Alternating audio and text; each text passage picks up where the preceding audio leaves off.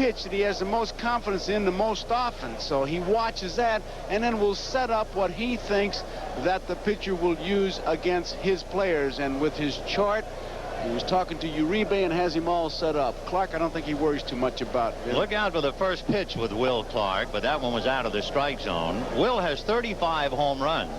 10 of them is when he swings at the first pitch. So if you're keeping a little scouting report on him, be careful with the first one especially. On the corner, 1-1. Will tuned up for the League Championship Series, hitting a pair of home runs Sunday to get him to 35. Only the 7th player in San Francisco history to reach the 30 home run plateau. 7 of them against left-handers.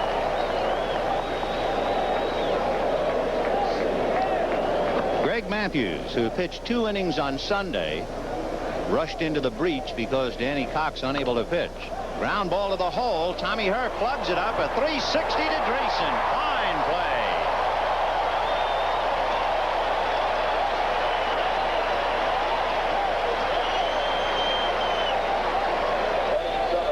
Tommy Herr making a good play to take a hit away. He simply outruns this ball, doesn't give up on it. Looks like it's going to get by because of the artificial surface. He has to make the complete turn to get some kind of a brace to get something on the throw, and he made a fine play.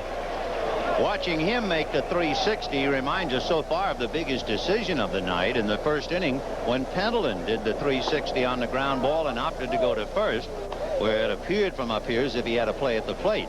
And that's right now the difference in the game. 1-0 Giants.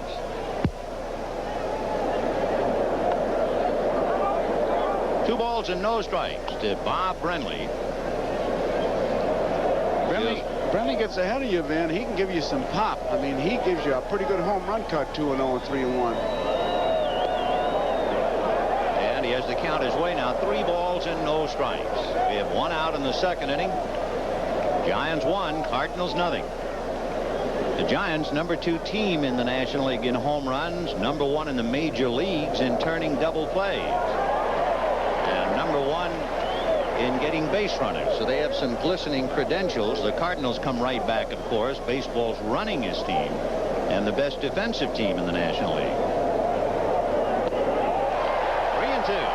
There it was. He unbuttoned his shirt on that one. 3-1, and you look for a pitch and you can get a pretty good cut, which is what Brenly just had. I mean, he unloosens himself on this one. Pena down low. He gets it in a good spot, but he didn't get cheated on that swing. 3-2 to Bob Brenly. Jose Uribe on deck. Got him. Boy, he kind of turned that thing over. The bottom dropped out. Brenly turned to no doubt asked Kibler, did I swing at a strike? Down he goes. Strikeout #2 for Greg Mathews. And now he'll go head-to-head with Uribe. 23, shortstop, Jose. If you wonder about him turning that pitch over, our speed gun, we might need a sundial, 75 miles an hour. Just about over the speed limit. Big year for Uribe, hitting .291. He had a 4-hit game in the end of September. He'd really come strong with the bat. He has always been a fine defensive infielder. A couple of years ago, he was the backup to Ozzie Smith. Played maybe 14, 15 games, but now he's on solid ground.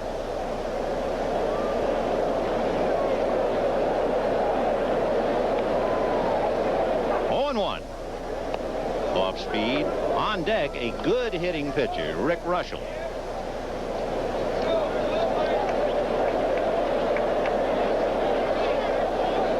One ball and 1 strike to count to Jose Uribe.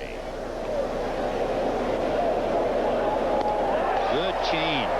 Tony Pena with that driver's glove that he wears behind the plate. It is a good inch smaller in circumference than any other glove in the league.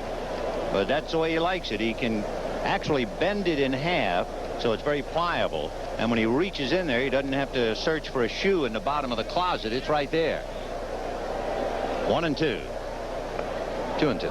It's got that big break in it, which is the difference in the gloves nowadays, because they use them like first baseman mitt, catch it up in the webbing. The fact that it is small is easy to handle for him, but it's that break that makes the difference. You could probably put that inside the old knuckleball glove that was on the scene for a while. And Can he chase that change down and away?